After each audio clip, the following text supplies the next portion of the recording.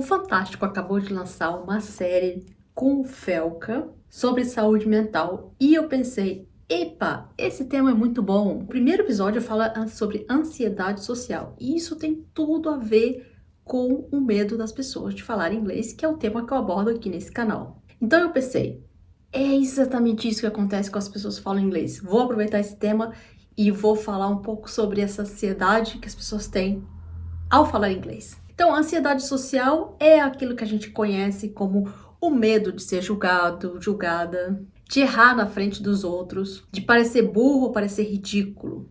Então, agora você me diz, você aí que está tentando aprender inglês, ou que já fez cursos, que parou, começou, ou nunca saiu daquele terno iniciante, não é exatamente isso que você sente quando você tenta abrir a boca e falar inglês?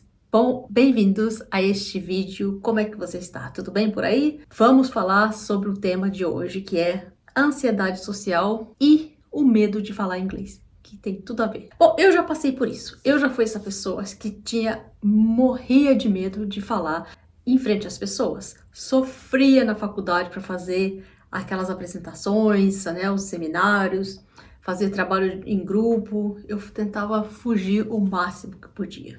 E você também. Quando você fala alguma coisa, por exemplo, você vai num grupo, numa reunião, onde tem outras pessoas, você precisa falar em frente a outras pessoas, você fica depois remoendo o que te falou, o que deveria ter falado, o que não deixou de falar.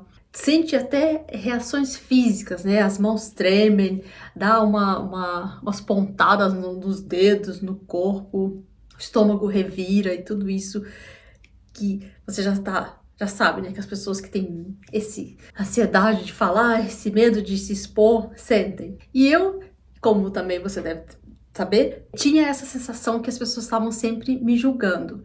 Se alguém estava perto ali, próximo, alguém dá uma risada, duas pessoas riam, eu sempre falava, essas pessoas estão rindo de mim. O que elas estão julgando, olhando em mim, que elas estão dando risada? É meu cabelo? É meu sapato? É minha roupa? O que é? Então, eu quero trazer aqui algumas partes do vídeo, né?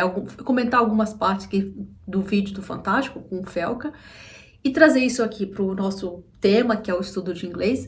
Mas, ao mesmo tempo, eu quero aprofundar um pouquinho mais, porque o que está ali na reportagem é muito interessante, mas a gente pode ir um pouquinho mais a fundo. Sejam muito bem-vindos, então, eu sou a Flora, e o que eu faço? Eu ensino pessoas como elas podem vencer o medo de falar inglês, como elas podem começar a deixar os traumas que tiveram nas escolas, nos cursos tradicionais de inglês e passar para a vida real, para realmente falar e se comunicar, para alcançar a fluência. E eu sempre repito, fluência não é perfeição, não é falar sem sotaque, não, mas é ter a capacidade de comunicar. Então, se você quer saber mais como você pode deixar os medos para trás e finalmente fazer parte daquela pequena quantidade de brasileiros que conseguem falar inglês, porque a maioria desiste, mas você não quer desistir, você quer chegar a alcançar o seu sonho. Aqui embaixo eu deixo os meus contatos. Se você tiver perguntas, o que te chateia mais na hora de estudar inglês? Qual é o seu maior desafio? Deixa aqui abaixo também, perguntas, sugestões, o que você quiser, para a gente ter sempre conteúdo para trazer aqui nesse canal. Você conhece provavelmente essa sensação de se sentir, não sei se você sente assim, mas eu me sentia um ET.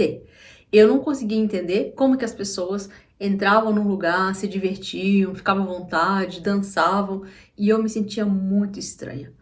Eu era uma pessoa diferente, especial, porque aquelas outras pessoas, elas se deixavam levar pelaquele momento, pela festa, pela bebida, e eu sempre estava ali, aquela pessoa que não se envolvia, né? Ao mesmo tempo, me sentia excluída, como se eu fosse um alien ali, olhando aquele grupo, mas ao mesmo tempo queria participar, queria também ser igual aquelas pessoas. Então eu sempre ficava nesse momento, ali em cima do muro, não sabia para que lado ir. E depois ficava, né? Todo momento, toda situação que eu tinha que falar alguma coisa, no momento vinha as reações físicas, né? E depois vinha aqueles pensamentos, remoer os pensamentos, pensar várias vezes. Eu deveria ter dito isso, não deveria ter dito aquilo, aquilo foi errado, deveria ter pensado, dito assim. E exatamente é tudo isso que é uma pessoa que está querendo aprender inglês, está querendo se libertar, falar, alcançar sua fluência, é a mesma coisa que se passa e você deve saber disso. Então vamos lá para a reportagem que eu quero comentar aqui alguns pontos, alguns dados, e para a gente chamar a atenção de o que isso tem a ver, né, com o inglês. Uma coisa que me chamou a minha atenção logo já de cara é uma frase, é uma coisa que na hora que o Felca tá falando antes da pessoa sair de casa, né, quando ela tem um convite para ter um contato social, na hora que ela pensa, na hora de sair, ela fica torcendo que o encontro seja cancelado e que ela não precise ir. E aí, quando ela realmente tem que ir, ela fica pensando, que roupa eu devo vestir? Como eu devo me comportar? O que eu devo fazer? Tudo sobre mim, né? Eu. O que as pessoas vão pensar de mim? Que roupa eu devo vestir? Se eu ponho uma roupa muito chamativa, as pessoas vão ficar todo mundo olhando pra mim? Se eu ponho uma roupa muito esquisita, vão ficar achando que eu sou estranho. Tudo isso é eu, né? Nesse momento, eu sou o centro do universo. Quer dizer, é uma coisa que é uma super consciência sobre mim mesmo. E aí, ele passa naquela questão e depois ele muda de cenário e ele vai pro momento que ele tá ali com as pessoas. E ele começa a falar, não queria estar aqui porque tô me sentindo excluído, tô me sentindo julgado. Aí ele faz uma pergunta chave que esse é o fio da meada dessa ideia do vídeo de hoje. Ele faz essa pergunta, né? Eu escrevi aqui, ó. Eu sou tão importante assim para todo mundo estar pensando em mim? Ótimo isso. Por quê? Porque é a questão que a gente acha, né? E às vezes a gente acredita que o mal do mundo, o problema que a maioria das pessoas tem, é falta de autoestima, é se sentir inferior, se sentir uma pessoa menor, menos capaz e os outros são melhores, são mais importantes. Mas nesse caso, a gente já tem uma pista que na verdade é o contrário. Talvez o problema não seja a pessoa se sentir menor, mas a pessoa se sentir muito maior, muito mais importante. Isso me lembra uma história de uma pessoa conhecida que me mandou uma mensagem há uns tempos atrás, e eu perguntei como é que estava a vida dela, como que tá tudo, como as coisas estavam indo, e aí ela começou a contar uma longa mensagem dizendo que o chefe dela ou perseguia ela, que todo mundo na cidade era contra ela, que existia todo mundo, que, sabe, é como se fosse que ela fosse odiada por todos. E até falou que até o prefeito, imagina, até o prefeito da cidade tinha alguma coisa contra ela. E eu lendo a mensagem dela, né, falei, nossa, mas essa pessoa deve ser o quê? Uma celebridade, alguém muito conhecido na cidade, porque se até o prefeito tem alguma coisa contra ela. E ela contou assim uma lista de coisas que toda a cidade tá contra ela. Eu falei, nossa, mas que coisa. Eu falei, ué, mas essa pessoa, na verdade, ela apesar de se passar essa imagem, né, de uma pessoa, de uma vítima, coitada, que tá sofrendo na mão dos outros, mas ao mesmo tempo, ela se sente sem perceber, né, isso não é consciente, que ela é uma pessoa tão importante para até o prefeito tá perseguindo ela, tá contra ela. Então, às vezes, uma extrema autoimportância que a gente às vezes dá a nós mesmos, nos damos a nós mesmos, talvez seja um pouco dessa situação que aí eu vou te falar que a gente vai continuar aqui o raciocínio. Segue aqui. Então, nesse caso, né, a gente pode perceber que uma pessoa que tá nessa situação da ansiedade social, ela tá ali porque ela, na verdade, ela se sente muito importante, para ela estar sendo tão observada. É como se você fosse lá um popstar, uma pessoa importante que tá todo mundo olhando para você e quer saber tudo que você faz, como é que você pega a roupa, o copo, como é que você se veste, e a pessoa, você tá constantemente sobre olhar dos outros. Mas isso é uma criação do nosso ego, né? O Eckhart Tolle, que ele escreveu aquele famoso livro O Poder do Agora, ele escreveu depois um segundo livro chamado Um Novo Mundo. Aliás, eu sempre digo que aquele livro do Poder do Agora foi um livro muito popular, vendeu milhões e milhões de cópias, mas eu acho que a maioria das pessoas que comprou aquele livro não passou das primeiras páginas, porque se todo mundo tivesse lido aquele livro e tivesse aplicado realmente aquilo que estava escrito ali, o mundo hoje seria muito diferente. Só porque um livro é popular, bem vendido, não quer dizer que as pessoas leem, né? As pessoas compram, porque tá na moda, mas se leram mesmo o livro, provavelmente não. Mas então o que ele fala? Ele fala que o ego precisa de atenção para existir, seja de admiração, seja de julgamento, tanto faz. O que ele não tolera é ser ignorado. Presta atenção nessa inversão, né? A ansiedade social não é uma timidez, na verdade, não é uma insegurança do sentido comum. É o ego hiperativo, né? O seu ego ali sempre pensando, falando, que coloca você no centro de um palco, de uma história, onde todo mundo tá te olhando, tá te observando, te julgando, te avaliando o tempo todo. É uma história que ali o seu ego criou para você mesmo. E aí o seu cérebro fabrica uma audiência que não existe. As pessoas estão preocupadas, pensando na vida delas, nos problemas delas, nos relacionamentos, nos casamentos, nas separações, nas mortes, na perda de emprego, tudo isso. Na economia, nos preços, na inflação. Mas o seu ego te convence que você é o protagonista na mente de todo mundo. Pois é. E aí, o que é a solução? Bom, agora você está percebendo, né, a ideia aqui. Na verdade, a coisa é um pouco invertida, mas eu quero te dizer o seguinte. Eu já estive nesse lugar, já fui essa pessoa extremamente nervosa para falar, só de pensar que chegava a minha vez de abrir a boca num grupo, eu já começava a tremer, já não prestava atenção mais o que as pessoas estavam falando ao meu redor, eu já ficava pensando, ai meu Deus, agora chegou a minha vez, chegou a minha vez de falar. E hoje em dia já é assim.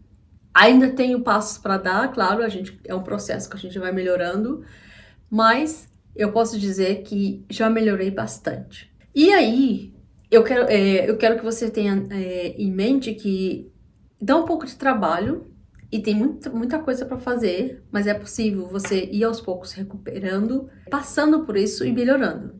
No vídeo, né, nesse vídeo do Fantástico com o Felca, ele vai e consulta um psiquiatra e ele começa a falar sobre as questões que são os conselhos comuns que se dão, nesse caso, às pessoas nessa situação.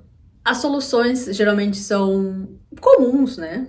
O psiquiatra fala, então, sobre a explicação dentro da psicologia sobre esta ansiedade, né? Que é ali a área dele. E aí ele fala uma coisa interessante que, geralmente, as pessoas que têm essa ansiedade social, elas, por cada vez se envolverem menos em situações sociais, elas acabam ficando pessoas mais solitárias, né? São pessoas que têm solidão porque elas têm essa dificuldade de se conectar.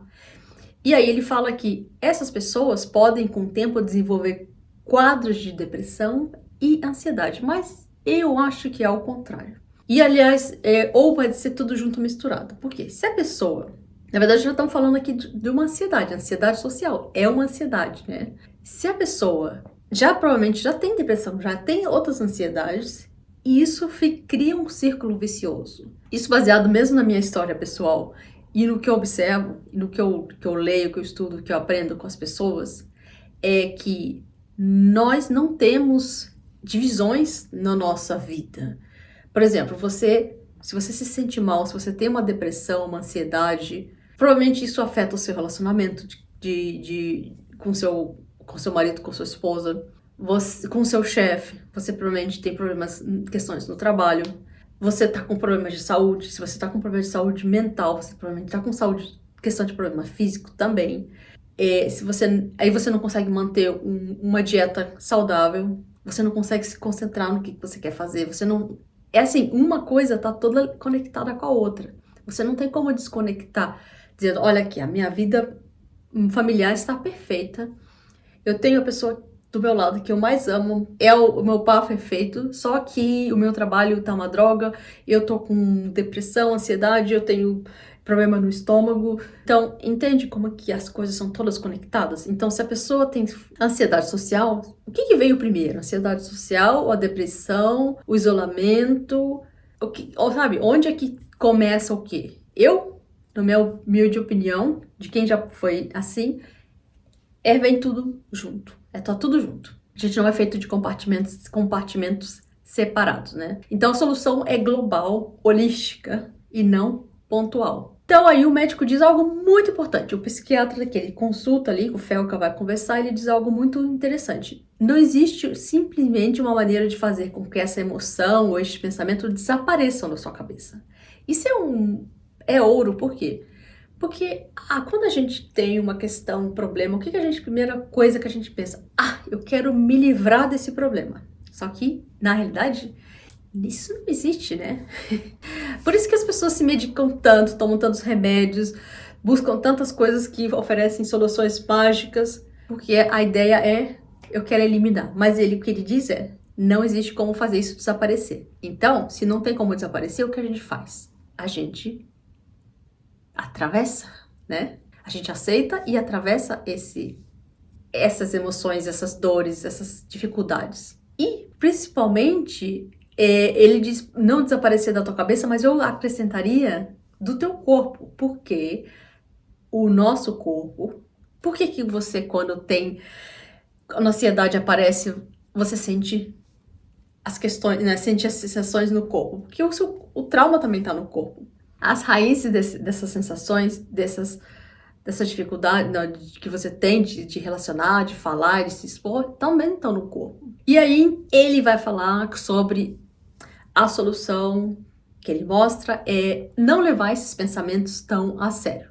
Legal, é um bom conselho, só que como é que faz isso, né? Como é que uma pessoa que está acostumada a sempre passar por essa situação, de repente começa a modificar isso? Será que só falar adianta? Eu diria que não, porque a gente não chegou à causa, não chegou à raiz. Por que a pessoa é assim? É como, por exemplo, você falar com uma pessoa viciada em alguma coisa. Você provavelmente já conheceu alguém que você gosta muito dessa pessoa e gostaria muito que ela parasse com o hábito que ela tem. Seja fumar, seja beber, seja jogar, apostar. E você fala pra pessoa que ela tem que parar, porque isso tá fazendo mal, que ela precisa cuidar dela. E a pessoa sabe disso. Ela sabe que aquilo não vai dar certo, não vai dar bom no final das contas. Mas ela não consegue parar, né? Porque você não sabe a causa. Por que ela precisa daquele vício, né? Ela precisa daquele vício porque alguma coisa tem na vida dela, aconteceu na vida dela, que ela precisa daquele vício para tapar, para preencher aquela dor. Então, por isso que ela precisa. Por mais que você fale, que mesmo ela, aqui na cabeça, na mente racional, ela entenda isso, ela não consegue. O vício é mais forte do que ela.